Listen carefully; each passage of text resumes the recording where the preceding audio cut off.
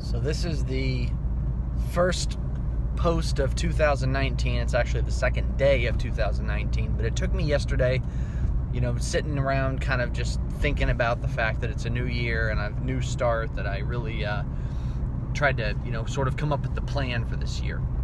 At the end of last year, I had, done some, I want to do this, I want to do that, New Year's resolution type stuff. But I think part of what I'm realizing is,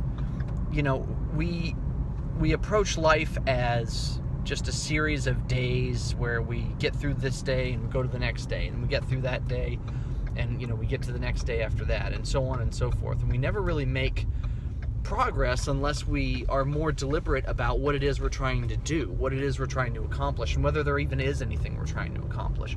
So for me, I think this is, sort of the year of the brand.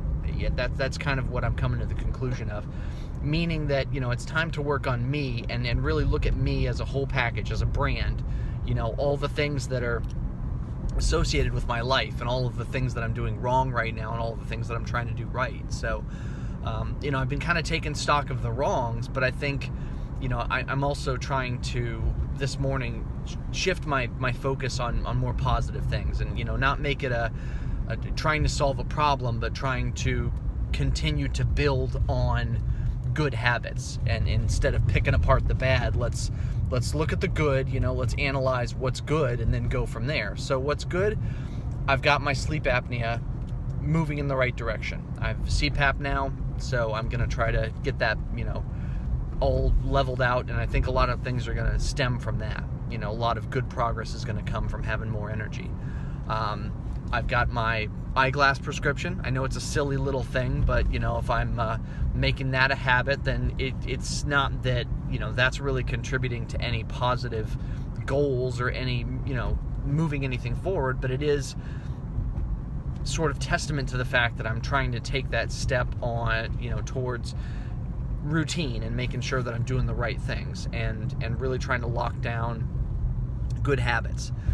And taking care of myself and my hygiene and everything else like that. And I'm not talking about just, like brushing your teeth type hygiene. I'm talking about all of the hygienes that go into making sure that we're, taking care of ourselves the right way. And I've talked about this before, I've written about this before, and that's really what I'm trying to get at with this year, is really trying to look at everything and really trying to make sure that, that it's all addressed, because it's all connected. So with better sleep, more exercise, that's the other thing that I'm doing that's good. I'm on day 2 now. It's the new year. I haven't done much. I have done, I did 30 minutes on the treadmill yesterday. I'm not able to run a mile at this point. I'm not even able to run a half a mile at this point. And I'm actually the heaviest now that I've probably been in a couple of years. As of this morning, I was 206.4. And I am heavier than Mary. Mary's, she had her gastric bypass surgery last fall, and she is, she's a couple pounds, quite a few pounds actually. I think she's about 5 pounds less than I am right now. So it's not a contest or anything like that, but it is motivation. It is a wake-up call for me to understand that I'm, moving in the wrong direction, and that I need to sort of unscrew things and move in the right direction. So, I can talk about what I'm doing wrong, but at this point, I really just want to sort of try to build off of the positives. So I'm looking at my exercise, and I'm going to try to build off of that. And every day that I am able to do that, it's a checkbox, that I can check off for the day, and I've done that positive thing. I've got my list of things that I'm doing right, so let's just expand on those. So, what I'm going to really try to focus on doing this year is not wasting time, because life is really short and it goes really fast. I mean, this last year, I think that's a wake-up call for me, just how fast this last year went. I turned 40, and now I'm 41, and it was like, holy shit, that was just a year that just blew by. And, I don't want to look at it as, no, I don't have much time left, so I've got to do all this stuff. But it's like, the time is now, we just spend so much time planning and thinking about it, and then we're going to put this plan into motion tomorrow. I'm going to do it tomorrow. Everything's going to be better, but I just have to really make sure that I get the plan worked out first. And that's not that's not the best approach. I think that, we can make changes while we're really trying to figure out what works and what doesn't work, and then just tweak as we need to. The other positive thing I'm doing at this point, no alcohol. The last drink I had was New Year's Eve, and I actually talked to my friends about it, Eric and Stephanie, who are sort of in the same boat. You get to the point where your drinking is just sort of a routine and a way to kind of calm down and get down and feel relaxed at the end of the day, but it's also contributing to so many issues with metabolism and sleep for me that it doesn't net me anything positive at the end of the day. And I think it was a wake-up call. I can't remember if it was yesterday or the day before. You know what? I think it was actually last Friday. I got home from work, and I had kind of a not bad day, but not a great day. But then I got an email on the way home. There was a job I had applied for with a company that I thought might be kind of a cool job.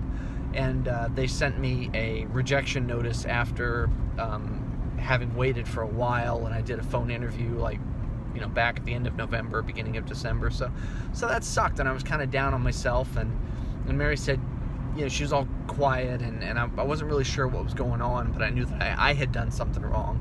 I just kind of had that feeling, because when you're married to somebody for over 20 years, you just kind of get to know. And so finally I was able to find out from her that it's basically that I'm just not a good person to be around. I'm just negative a lot of the time, and I'm just, self-deprecating, and I don't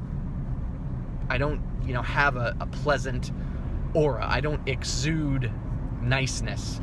And that for me is a wake-up call, because I've been thinking for the last few years that, the things have really changed. I've looked at my writing, I've looked at just sort of who I am and what I've been able to see in some of the pictures and the interactions and the remembering some of the things that I used to like doing, and it was really eye-opening for me to realize that I've just sort of become this different person. And I don't think it's necessarily that I can't get back to where I was. I think the way I'm looking at it right now is I'm trapped inside this other person. This other person has sort of grown around me, and I've got to chip that away. I've got to try to get underneath back to where I was before and get to that better way of life, that better set of prioritizations, and to really putting my energy and my focus into good things. And so really at the end of last year, that was the problem, I think, was that I was looking at it from the other direction, like looking at it from the negative. All right, what are all the things that I'm doing wrong that I have to unfuck in order to be able to be a better person and to get everything moving in the right direction? And where I'm at now, that I've been thinking about this for a few more days, is it's like, no, let's try to exploit the positives. Let's try to exploit the good things, and let's just try to eliminate the negatives as they arise within reason, and not set ourselves up for failure, but not look at each day as, a laundry list of all the things that I got wrong, but what did I get right for that day? And, if I didn't do the right things, okay, there's always tomorrow. I can make better choices, and, I can improve on things. So that's it. So I'm going to try to do one video a day. I think it'd be helpful for me to be able to look back at this.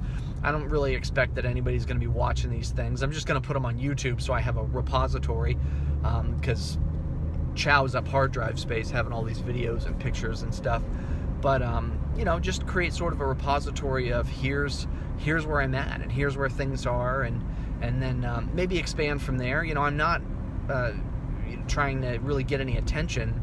This is all pretty much for me, and I think it really has to be all about you. I think people do play better to an audience sometimes, and people do have more accountability, or feel like they need to be held more accountable if they're considering the people on the other side, the public, or the fans that follow their Facebook page or whatever. That is very motivational, but it just hasn't worked for me in the past. I've had blogs and YouTube and Twitter and everything else, and it's like, that's all just stuff that I have to maintain, and it's a pain in the ass to try to remember that stuff sometimes. But this video thing, I know it's not great. I mean, I'm sitting in the car right now. I turned off the climate control so that it wouldn't be so friggin' loud, because it's 19 degrees this morning and my windshield's all icing up, so I'm gonna have to cut it short here. But anyway, that's this is sort of day one. I know it's day two, so I'm gonna consider it day 1/2, and you know, just keep on chipping away. You know, keep on keeping on, and I'll continue to check in with my weight, with what I'm doing as far as distance. You know, but plain and simple, there are a few things that I need to get under control first in order to really hammer down and start training. Because, you know, in the back of my mind, there are races that I want to commit to, and there are goals that I want to achieve, but I don't really want to put my mouth on that stuff yet until I can really get to a point where I can start buckling down and exercising the way that I want to.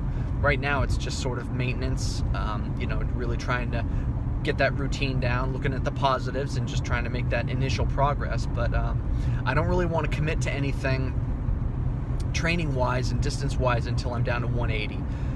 That's sort of the number that I have in mind, that will allow me to begin to ramp up my distance and my speed without hurting myself too badly.